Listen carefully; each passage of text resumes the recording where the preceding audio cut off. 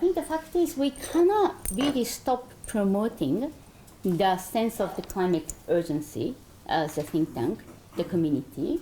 And during the sessions, two important sessions, we have heard we, the think tank community, has a huge opportunity to have a meaning impact. So my closing will be very short, but I would like to highlight, just to point out the three opportunities reflecting on our dialogue today.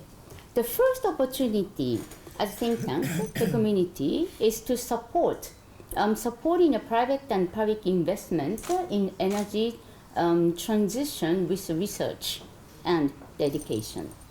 So actually this session today reaffirmed that despite the gloomy the environment in mobilizing the climate finance, as the Dr. Amar and Dr. Bamban portrayed, there are tremendous opportunity to promote the investment, including the area of clean energy.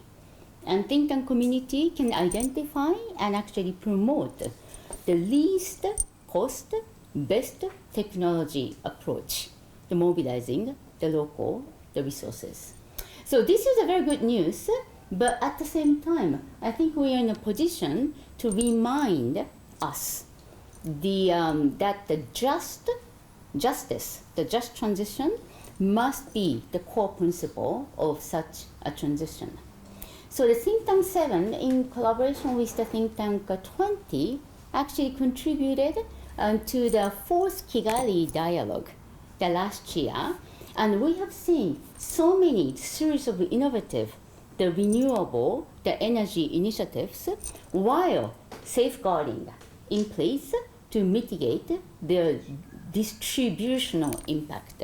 I clearly remember in Rwanda, the Luwamagana, the solar power plant, the project. And this project actually was built on land previously used for farming, grazing, and other livelihood.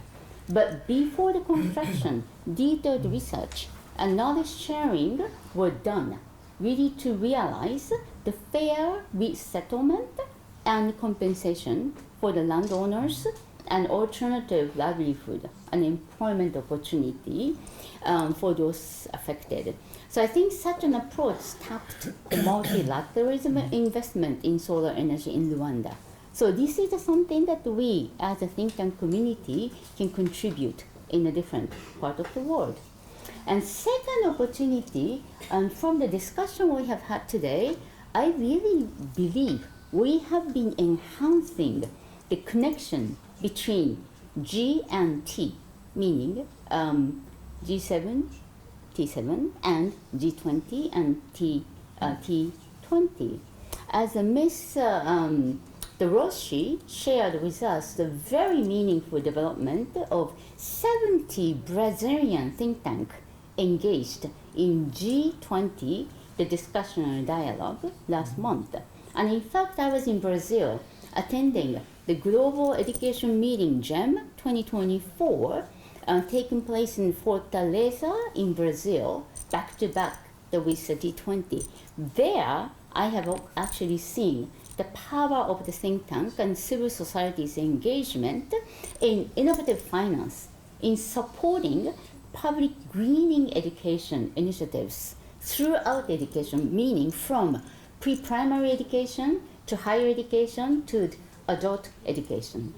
So it's really the power of the research community with evidence and data really recommended to the government, the entities. And in fact, these recommendations were now embedded in a G20 statement. So I think this really testifies to the increasing role of the think tank, the community, as an important track to collaboration.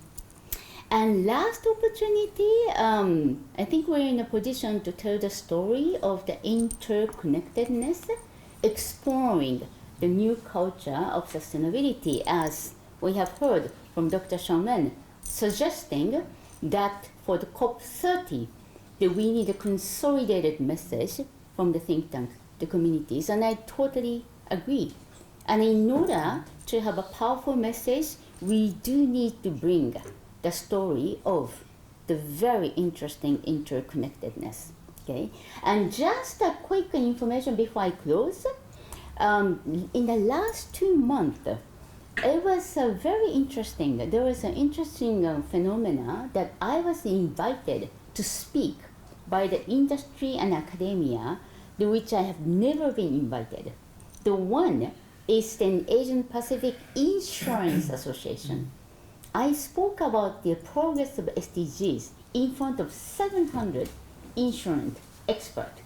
They really wanted to know how they can be the part of this SDG engagement, from the perspectives of ensuring the climate urgency. And the other one was the Civil Engineering Association. There was an International Civil Engineering Association and spoke in front of 300 civil engineers and talking about the sustainable materials, sustainable engineering technologies, as the doctor has mentioned. So these phenomena, I take it as a very positive phenomena that those industries and academia really wanted to know what is happening in the progress of the SDGs and what is happening, what is left to realize this Agenda 2030. So from my experience, I really find it very positive to see this interconnectedness to make the innovation happens. So lastly, I'd like to send my sincere appreciation to ADBI, the Asian Development Bank Institute, and the Center for the Analysis of Economic Reforms and Communication of the Republic of Azerbaijan to organize such a rich and valuable sessions. And I look forward to our further engagement as a think tank community, and no one can deny that our roles are increasingly rapidly becoming very vital. So thank you very much for your attention. Have a nice day.